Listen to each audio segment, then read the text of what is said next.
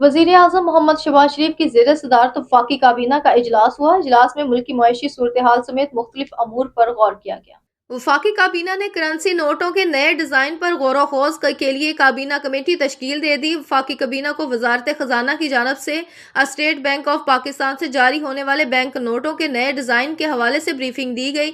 इजलास को बताया गया कि नए करेंसी नोटों को जदीद असरी तकाजों के हवाले से डिजाइन किया जा रहा है और इस हवाले से बैनुल अक़वामी माहिरीन की खदमात हासिल की गई हैं। वफाकी काबीना ने वजारत मजहबी अमूर और बैनुल मजहब हमानगी की जानब से पेश की गई प्राइवेट हज ऑपरेटर्स कंपनीज की थर्ड पार्टी के जरिए रजिस्ट्रेशन और जांच के हवाले से प्राइवेट हज पॉलिसी 2027-2030 का मसवदा काबीना अरकान के आरा की रोशनी में मजीद गौर खोज के लिए हज पॉलिसी कमेटी को भिजवाने की हिदायत कर दी।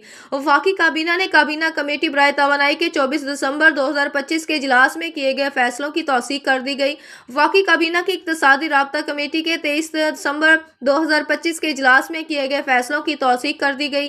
वफाकी काबीना ने पाक फौज की दहशतगर्दी के खिलाफ कुर्बानियों को खराज तहसीन पेश किया।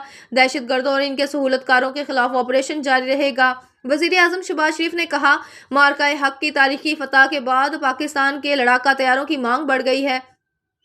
बहुत से ममालिक लड़ाका तैयारों की खरीदारी के लिए बातचीत कर रहे हैं। तैयारों की फरोख्त से पाकिस्तान की मईशत पर अच्छा असर पड़ेगा, दफाई पैदावार को तकवीत मिलेगी और मईशत को फ़ायदा होगा। वज़ीर आज़म ने कहा, वर्ल्ड लिबर्टी फाइनेंशियल के साथ मुफाहमती याददाश्त पर दस्तखत खुश आइन है।